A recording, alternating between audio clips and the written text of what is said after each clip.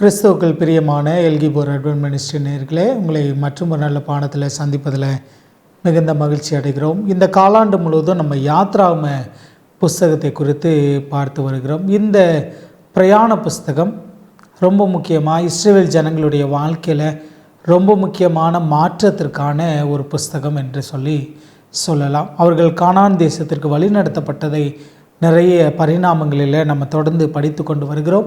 அதிலும் இந்த வார பாடம் 10 உடன்படிக்கையும் அதன் செயல்பாடும் என்ற தலைப்பின் கீழாய் நம்ம படிக்க இருக்கிறோம். பாடங்களுக்குள்ளாய் கடந்து செல்வதற்கு முன்பாக பரிசுத்த ஆவியானுடைய ஒத்தாசைக்காய் நம் தலைகளை தாழ்த்தி ஜெபம் செய்வோம். இரக்கமுள்ள தகப்பனே, நம்முடைய சமூகத்துக்கு நேராய் நாங்கள் இந்த வேளையில் வேதாகம ஞானத்திற்காய் நாங்கள் கடந்து வந்து நிற்கிறோம். பரலோகத்தின் ஆண்டவர் எங்களுடைய ஞான கண்களை திறந்து தாருங்க. உம்முடைய வார்த்தைகளை நாங்கள் தியானிக்க இருக்கிறோம். தியானிக்கும் போது பரிசுத்த ஆவியானுடைய இடைப்படுதலும் எங்களுக்கு அருளும்படியாய், அதன் மூலமாய் இந்த நிகழ்ச்சியை பார்க்கிற ஒவ்வொருவரும் ஆண்டவரை ஆசீர்வதிக்கப்படவும், இந்த சத்தியங்கள் எதற்காய் முன்னாயத்தம் செய்யப்பட்டதோ அந்த ஆயத்தங்கள் பரிபூர்ணமான என் ஆண்டவரை நிறைவை அடைய கர்த்தர் உதவி செய்யும்படியாய் நாங்கள் செபிக்கிற ஆண்டவரை, இந்த நிகழ்ச்சியை பார்த்து கொண்டிருக்கிற ஒவ்வொருவரையும் கர்த்தர் நீங்கள் ஆசீர்வதிங்க. இந்த தொழில்நுட்ப இடையூறுகள் இல்லாதபடிக்கு கர்த்தர் பாதுகாத்து கொள்ளுங்க. கிறிஸ்து இயேசுவின் வழியாய் ஜெபிக்கிறோம். ஜெபம் கேளும் ஜீவனுள்ள நல்ல பிதாவே, ஆமேன். நேர்களே, இந்த வார பாடம் 10வது பாடம். இப்போ யாத்ராகம புஸ்தகத்தை வேறு பரிணாமங்களில் நம்ம காண முடியும். யாத்ராகம புஸ்தகம் பல வருடங்களினுடைய பல சூழ்நிலை மாற்றங்களுடைய ரொம்ப முக்கியமான ஒரு நிலையாய் காணப்படுகிறது. எகிப்தில் இஸ்ரவேல் ஜனங்கள் அடிமைகளாய் இருந்து கொண்டிருக்கிறாங்க. அடிமைகளாய் இருந்து கொண்டிருக்கிறவர்களை கர்த்தர் வாக்குத்தத்தம் அருளி அவர்களுக்காய் மனம் கசந்து அவர்களுக்காய் இறங்கி வந்து அவர்களை மீட்டு பாலும் தேனும் ஓடுகிற தேசத்திற்கு அழைத்து செல்லும்படியாய் தேவன் திட்டம் கொண்டார். அதோடு கூட அவர்களை ஒடுக்கின, அவர்களை நெருக்கின. சில காலங்கள் இந்த நெருக்குதலுக்காய் அனுமதிக்கப்பட்ட இந்த எகிப்தியர்களையும் அதமாக்கி, அதே நேரத்தில் ஆண்டவருடைய பிள்ளைகளை ஆண்டவரை மாத்திரம் சார்ந்திருக்க வேண்டும் என்ற அந்த சார்பையும் ஏற்படுத்தி கொடுத்து, அதன் மூலமாய் அது உணவாக இருக்கலாம், அது தண்ணீராக இருக்கலாம், அவங்களுடைய அடைக்கலமாக இருக்கலாம், எல்லாவற்றிலும் ஆண்டவரை மாத்திரம் சார்ந்திருக்க வேண்டும். அவர்களை வழிநடத்துகிற வழிநடத்தலாக இருக்கலாம், அவர்களுக்கு பின்வரக்கூடிய ஸ்தம்பமாக இருக்கலாம், அது பகலாக இருக்கலாம், இரவாக இருக்கலாம், எல்லா நேரத்திலையும் ஆண்டவரை மாத்திரம் அவர்கள் சார்ந்திருக்க வேண்டும் என்பதற்காய் ஒரு பயங்கரமான திட்டத்தோடு கூட இந்த யாத்ராகம புஸ்தகம் துவங்குகிறது.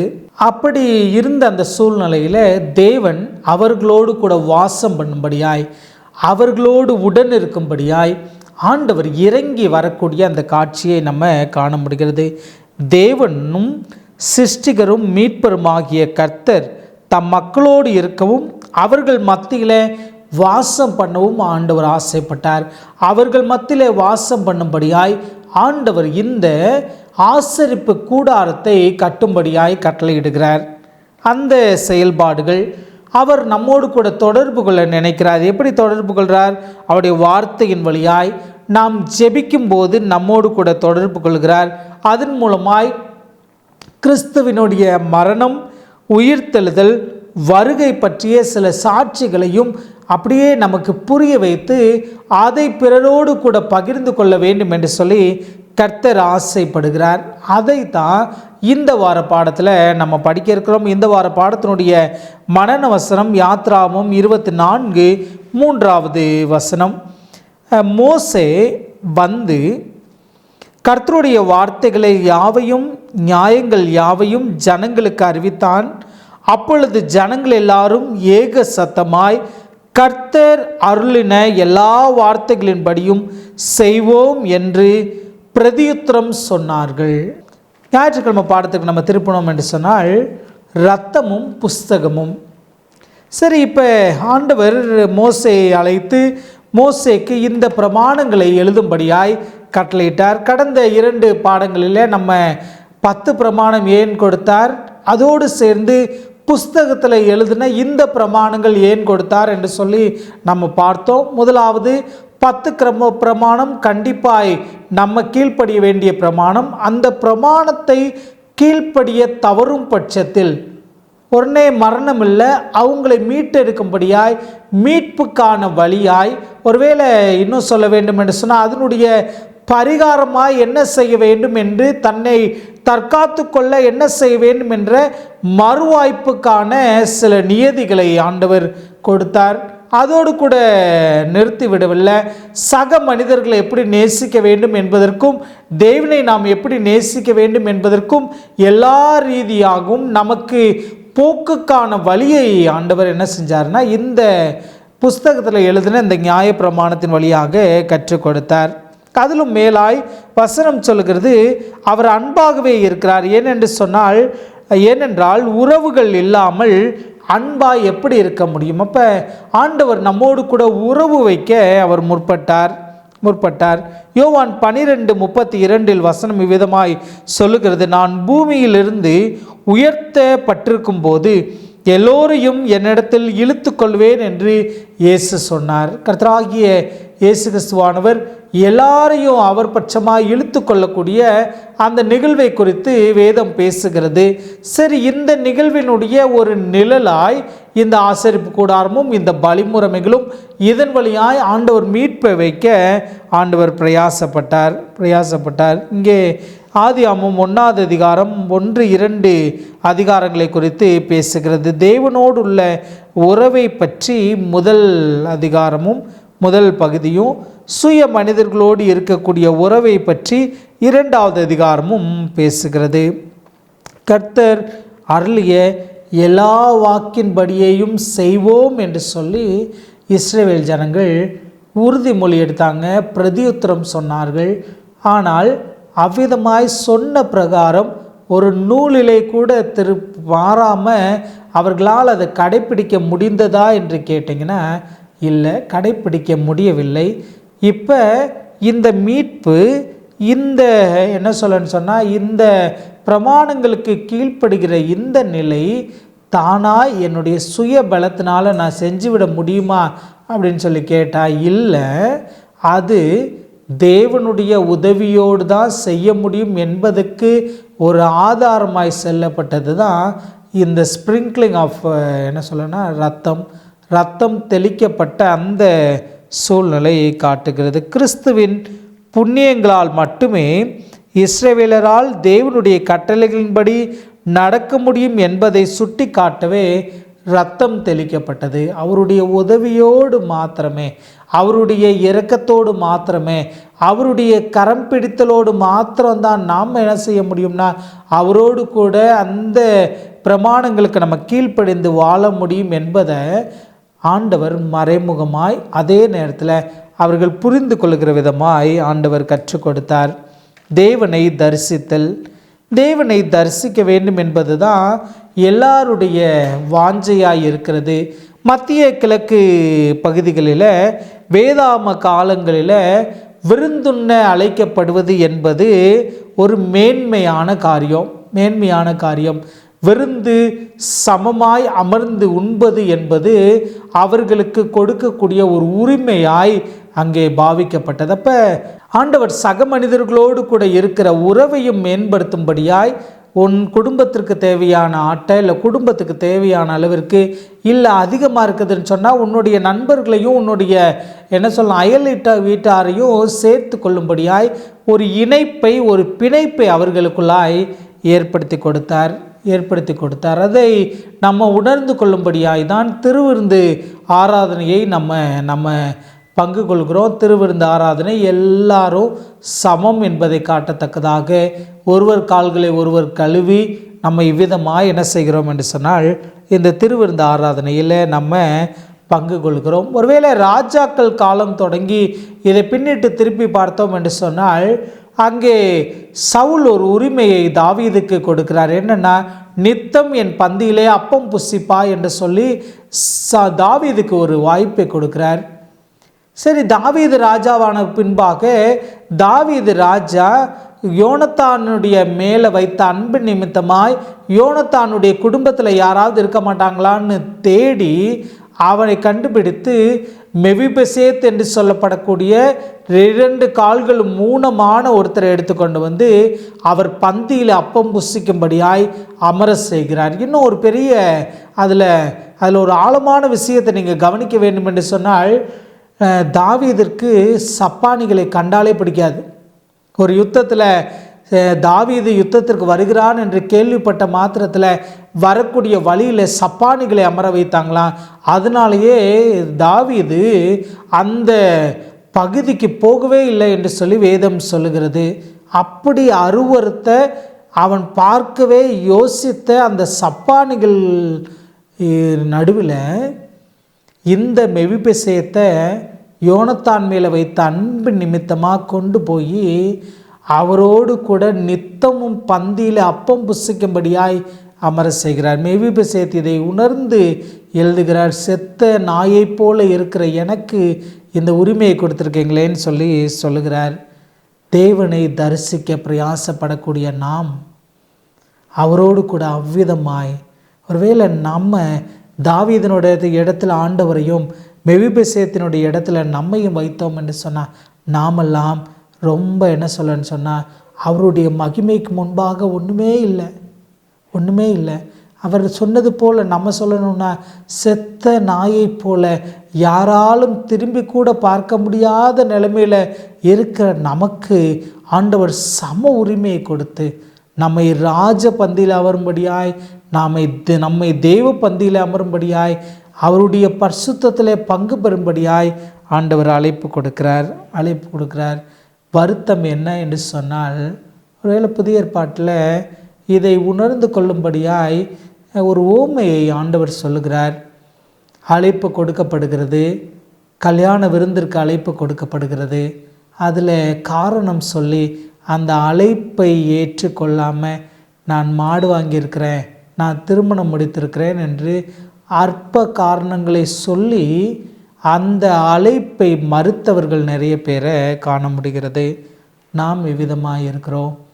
நமக்கு இந்த புஸ்தகங்கள் வழியாக, இந்த வார பாடங்கள் வழியாக ஆண்டவர் நம்மோடு கூட ஒரு காரியத்தை புரிய வைக்க நினைக்கிறார். என்னென்னா, அவரோடு கூட தரிசனமாக வேண்டும், அவரை தரிசிக்க வேண்டும் என்று சொல்லி பிரயாசப்படக்கூடிய நமக்குள்ளாய் அந்த ஒற்றுமையும் அந்த ஒப்புரவும், ஆண்டவரோடு அமரக்கூடிய அந்த கிருபையை பெறுவதற்கு நம்ம அவருடைய பிரசன்னத்தோடு கூட நம்முடைய பிரசனங்களை இணைக்க பிரயாசப்பட வேண்டும். செவ்வாய்க்கிழமை பாடத்திற்கு வருவோம் என்று சொன்னால், கீழ்ப்படிவதற்கான வல்லமை. இஸ்ரவேல் ஜனங்கள் மிகுந்த வைராக்கியத்தோடு ஆண்டவர் சொன்ன இந்த வார்த்தைகளை நாங்கள் கீழ்ப்படிவோம் என்று சொல்லி ஒரு உறுதி அளிக்கிறாங்க மோசேக்கு. யாத்ராமம் 19வது அதிகாரம் 8வது வசனத்தை வாசிக்கிற, அதற்கு ஜனங்கள் எல்லோரும் ஏகமாய் கர்த்தர் சொன்னவைகளையெல்லாம் செய்வோம் என்று பிரதியுத்தரம் சொன்னார்கள். ஜனங்கள் சொன்ன வார்த்தை மோசே கர்த்தரிடத்தில் தெரிவித்தான். என்ன ரெஸ்பாண்ட் கொடுக்குறாங்க? நாங்கள் தவறாமல் கடைப்பிடிப்போம் என்று சொல்கிறாங்க. யாத்ராமம் 24:3 வாசித்தோம்னா, மோசே கர்த்தருடைய வார்த்தைகள் யாவையும் நியாயங்கள் யாவையும் ஜனங்களுக்கு அறிவித்தான். அப்பொழுது ஜனங்கள் எல்லோரும் ஏக சத்தமாய் கர்த்தர் அருளிய எல்லா வார்த்தைகளின்படி செய்வோம் என்று பிரதியுத்தரம் சொன்னார்கள். 3வது வசனம். திரும்ப 7வது வசனத்தை வாசித்தோம் என்று சொன்னால், உடன்படிக்கையின் புஸ்தகத்தை எடுத்து ஜனங்கள் காது கேட்க வாசித்தான். அவர்கள் கர்த்தர் சொன்னவைகளெல்லாம் கீழ்ப்படிந்து நடப்போம் என்றார்கள். இப்போ உறுதிமொழி 3 முறை சொல்லுகிறாங்க. இப்போ 3 முறை சொல்லப்படக்கூடியது என்று சொல்லி வேதாகமத்தினுடைய நியமப்படி சொல்ல வேண்டும் என்று சொன்னால், அது ஆண்டவரோடு நம்ம பண்ணக்கூடிய ஒரு ஒப்புரவுக்கு இணையானது, ஒரு ஒப்பந்தத்திற்கு இணையானது. இந்த 3 என்பது பரிசுத்தமாக்குதலுக்கான செயல்பாடு என்று நம்ம புரிந்து கொள்ளலாம். பரிசுத்தர் பரிசுத்தர் பரிசுத்தர் என்று போற்றப்படுகிறார் என்று சொல்லி பார்க்க முடிகிறது. 3 முறை பேதுரு மறுதளித்ததாய் காண முடிகிறது. பேதுருவிடத்தில் 3 முறை கர்த்தர் என் ஆடுகளை மேய்ப்பாயாக என்று சொன்னதாய் காண முடிகிறது. கெஸ்தமனை தோட்டத்தில் அவர் ஜெபிக்கும் போது, இந்த பாத்திரம் என்னை விட்டு நீங்க கூடுமானால் நீங்கட்டும் என்று 3 முறை ஜெபித்ததாய் நம்ம காண முடிகிறது. இப்படி நிறைய காண முடியும். இந்த 3 என்பது தேவனோடு நம்ம பண்ணக்கூடிய ஒப்புரவுக்கு இணையானது. இப்போ 3 முறை சொன்னதுனால ஆண்டவர் அப்படியே இவர்கள் அவரோடு கூட ஒப்புரவான மாதிரி ஒரு உணர்த்துதலை புரிய முடிகிறது. ஆனால் இதை நம்ம செய்யணும்னு சொன்னால் நம்ம அவருக்கு கீழ்ப்படிய வேண்டும். எசேக்கியேல் 36வது அதிகாரம் 26லிருந்து 28 வசனங்களை நான் வாசிக்கிறேன். உங்களுக்கு நவமான இருதயத்தை கொடுத்து உங்கள் உள்ளத்தில் புதிதான ஆவியை கட்டளையிட்டு கல்லான இருதயத்தை உங்கள் மாம்சத்திலிருந்து எடுத்து போட்டு சதையான இருதயத்தை உங்களுக்கு கொடுப்பேன். உங்கள் உள்ளத்தில் என் ஆவியை வைத்து உங்களை என் கட்டளைகளில் நடக்கவும் என் நியாயங்களை கைக்கொள்ளவும் அவைகளின்படி செய்யவும் பண்ணுவேன். உங்கள் பிதாக்களுக்கு நான் கொடுத்த தேசத்தில் நீங்கள் குடியிருப்பீர்கள். நீங்கள் என் ஜனமாயிருப்பீர்கள், நான் உங்கள் தேவனாயிருப்பேன். ரொம்ப அழகு ஆண்டவர் இந்த இடத்துல கீழ்ப்படிவேன் என்று சொன்னால் அப்போ ஆண்டவர் ஒரு மாற்றத்தை தருகிறார். என்ன மாற்றம்? அவருடைய புண்ணியம் நம்மை பரிசுத்தமாக்குதுன்னு நம்ம படித்தோம்ல, அந்த காரியத்தை செய்யும்படியாய் ஆண்டவர் என்ன செய்கிறாருன்னா கல்லான இருதயத்தை எடுத்து போட்டு சதையான இருதயத்தை தருகிறார், நவமான இருதயத்தை தருகிறார். ஒரு ஹார்ட் டிரான்ஸ்பிளான்ட்டு. இந்த ஹார்ட் டிரான்ஸ்பிளான்ட்டை நேரடியாக நமக்கு இரத்த சுழற்சியை பண்ணக்கூடிய அந்த உறுப்பை பற்றி பேசலை. அது நம்முடைய எண்ணம், நம்முடைய நோக்கம், நம்முடைய சிந்தனை, நமக்குள்ளாக ஏற்படுகிற உணர்வுகளை கட்டுப்படுத்தக்கூடிய அந்த நிலையை கொடுக்கிறது. வைராக்கியமாய் இருக்கணும் என்று சொல்கிறத கல்லான உள்ளோன்னு சொல்லுவாங்க. கண்டிப்பாக இதுதான் அப்படின்னு நிற்கிறத கல்லான இருதயம் சொல்லுவாங்க. ஆண்டவர் அப்படி மனுஷிகமாய் சொல்லலை, ஆண்டவர் தெய்வீகத்துவமாய் சொல்லுகிறார். கல்லான இருதயத்தை எடுத்து போட்டு சதையான இருதயத்தை அவங்களுக்கு தருவேன்.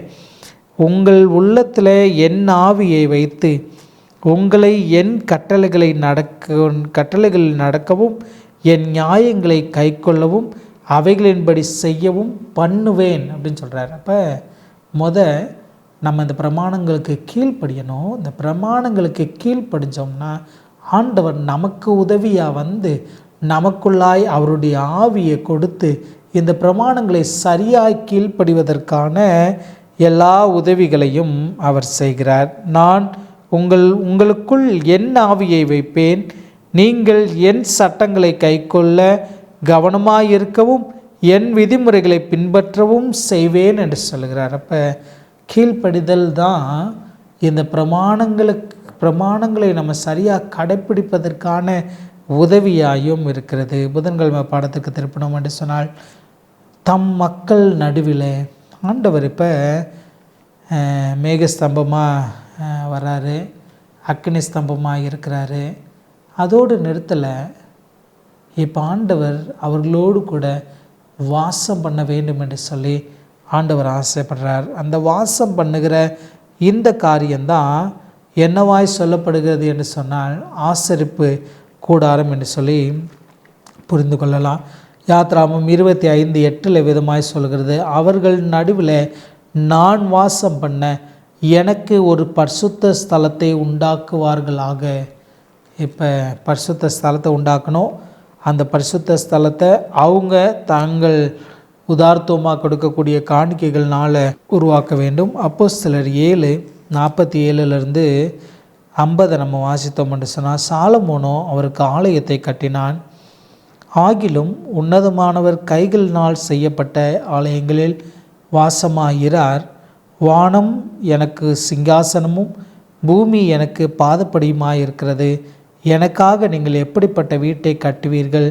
நான் தங்கியிருக்கத்தக்க ஸ்தலம் எது அப்படின்னு சொல்லி கேட்குறாரு. இப்போ மனுஷர்கள் தங்களுடைய கைவேலையினால் உருவாக்கப்பட்ட இடத்துல அவர் வாசம் பண்ண மாட்டார் என்று சொல்லி வேதம் தெளிவாய் சொல்லுகிறது. ஆனால் ஆண்டவர் பிரியப்படுறாரு. இப்போ இந்த ஆசரிப்பு கூடாரம் என்பது எதை நமக்கு மீன் பண்ணி காட்டுகிறது என்று சொன்னால், பாவத்தை அறிக்கை செய்து ஆண்டவர் சமூகத்தில் வரணும்னு சொல்லக்கூடிய அந்த கீழ்ப்படிதல், அந்த வாஞ்சை.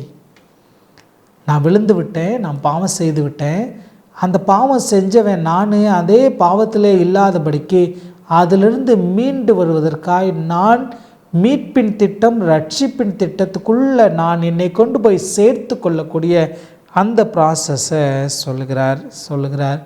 அங்கே ஆசரிப்பு கூடாரத்தில் நிறைய காரியங்களை நம்ம காண முடிகிறது. ஆசரிப்பு கூடாரத்தை ஆண்டவர் கட்டும்படியாக சொன்னார்.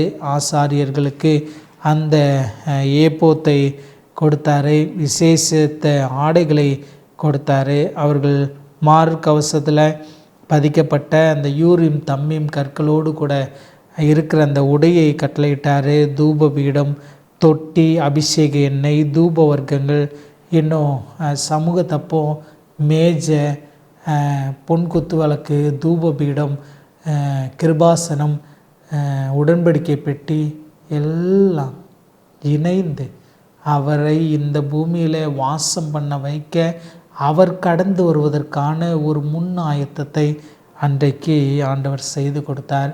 அதற்கு பெசலியேலை ஆண்டவர் ஞானத்தினாலும் சமயோகித புத்தியினாலும் அறிவினாலும் ஞானத்தினாலும் அவனை நிரப்பினார். அவனுக்கு உதவியாக அகோலியாவையும் ஆண்டவர் பயன்படுத்தினார். எசேக்கியேல் 20:12 நம்ம வாசித்தோம் என்று சொன்னால் 12 நம்ம வாசித்தோம் என்று சொன்னால், நான் தங்களை பரிசுத்தம் பண்ணுகிற கர்த்தர் என்று அவர்கள் அறியும்படிக்கு எனக்கும் அவர்களுக்கும் அடையாளமாக இருப்பதற்கான என் ஓய்வு நாட்களை அவர்களுக்கு கட்டளையிட்டேன் என்று சொல்கிறார். இப்போ ஓய்வு நாளை கட்டளையிடுகிறார். அவரோடு கூட நம்மை ஐக்கியப்படுத்தி கொள்ள அவர் ஆசைப்படுகிறார். தேவன் கொடுத்த அந்த உச்சக்கட்ட ஈவு நமக்கு என்னன்னு கேட்டிங்கன்னா இந்த 10 பிரமாணம் தான். இந்த 10 பிரமாணம் தான் நம்மை ஆண்டவருடைய சமூகத்தில் இன்னும் அதிகமாக கொண்டு வந்து சேர்க்கிறது. அந்த கற்பனைகளை மகாபரிசுத்த ஸ்தலத்தில் கிருபாசனத்துக்கு கீழ் இருந்த உடன்படிக்கை பெட்டிக்குள் வைத்தார்கள். உடன்படிக்கை பெட்டிக்குள்ளே வைத்து அது பாதுகாக்கப்பட்டது. அதன் மேல் அவருடைய பிரசன்னமாகுதலை நம்மளால் காண முடிந்தது. பிரியமானவர்களே, உங்கள் வாழ்க்கையில் அந்த பிரசன்னம் வர வேண்டுமா? உங்களுடைய வாழ்க்கையில் அவர் பிரசன்னமாகுதல் இருக்க வேண்டுமா? உங்களுடைய வாழ்க்கையில் அவர் வழிநடத்துகிற வழிநடத்தல் இருக்க வேண்டுமா? உங்களை ஒப்பு கொடுங்க. உங்களுடைய இருதயத்துக்குள்ளாய் அந்த 10 பிரமாணம் ஒளிரட்டும். அந்த 10 பிரமாணத்தினுடைய வார்த்தைகள் உங்கள் உள்ளத்துக்குள்ளாய் இருந்து ஒவ்வொரு முறையும் ஒருவேளை நான் அந்த 10 பிரமாணத்தில் ஏதாவது ஒன்று தவறிட்டேன்னு சொன்னேன், அதிலிருந்து அந்த தவறுதலை மாற்றிக்கொள்ள, அதிலிருந்து நான் மீட்கப்பட ஆண்டவருடைய சமூகத்தில் வந்து எனக்காய் பாடுபட்டு கல்வாரி சிலுவையில் பாடுபட்டு மரித்த அவருடைய இரத்தத்தினாலே என்னை சுத்திகரித்து கொள்கிறேனா என்று சொல்லி நம்மை நிதானித்து பார்ப்போம். தெய்வம் நிச்சயமாய் நமக்கு எந்த நிலையிலும் இறங்கி உதவி செய்ய அவர் காத்து கொண்டிருக்கிறார். அன்றைக்கு இஸ்ரவேல் ஜனங்கள் ஒரு உறுதிமொழி எடுத்துக்கொண்டாங்க. அந்த உறுதிமொழியில் அவர்கள் நிலைத்திராமல் போனாங்க. இன்றைக்கி நம்ம ஒரு உறுதிமொழி எடுத்துக்கிடுவோம். உறுதிமொழி எடுத்துக்கொண்டு அவருக்கு கீழ்ப்படிஞ்சா அவர் புது ஆவியை நமக்குள்ளாய் கொடுத்து இந்த பிரமாணங்களை சரியாய் கடைப்பிடிக்கிறதற்கான உதவியையும் செய்கிறேன் என்று சொல்கிறார். அவருடைய உதவியோடு கூட பிரமாணங்களுக்கு கீழ்ப்படிவோம். தலைகளை தாழ்த்தி ஜெபம் செய்வோம். இரக்கமுள்ள தகப்பனே, கற்றுக்கொண்ட இந்த பாடங்களுக்கு ஸ்தோத்திரம். இந்த நிகழ்ச்சியை கண்டு கொண்டிருக்கிற ஒவ்வொருவரையும் கர்த்தர் ஆசீர்வதிங்க. உங்களுடைய உன்னதமான வார்த்தைகள் அவர்களை தேற்றட்டும். பிரமாணங்களுக்கு கீழ்ப்படிந்து பிரமாணங்களுக்கு உண்மையாய் நாங்கள் வாழவும், பரலோகத்தின் ஆண்டவரே உண்மையை நாங்கள் முகமுமாய் தரிசிக்கக்கூடிய அந்த கிருபையை கர்த்தர் எங்களுக்கு தரும்படியாய் கிறிஸ்து இயேசுவின் வழியாய் ஜெபிக்கிறோம். எங்கள் ஜெபம் கேளும் ஜீவனுள்ள நல்ல பிதாவே, ஆமென். நேர்களே, இந்த நாளினுடைய பாடம் உங்களுக்கு பிரயோஜனமாக இருந்திருக்கும் என்று கர்த்தருக்குள்ளாய் நம்புகிறேன். இது வல்லமையுள்ள தேவனுடைய ஊழிய பணியில் எல்கிபோர் அட்வென்ட் மினிஸ்ட்ரீஸ். தொடர்ந்து எங்களோடு கூட இணைந்திருங்கள். இந்த சேனலை நீங்கள் சப்ஸ்கிரைப் பண்ணிக்கோங்க. உங்கள் நண்பர்களோடு கூட, உங்கள் உறவினர்களோடு கூட இந்த பாடங்களை பகிர்ந்து கொள்ளுங்கள். நிச்சயமாய் இணைந்து படித்து பரலோக ராஜ்யத்துக்கு ஆயத்தப்படுவோம். தேவன் தாமே உங்களை என்னை ஆசீர்வதிப்பாராக. ஆமென்.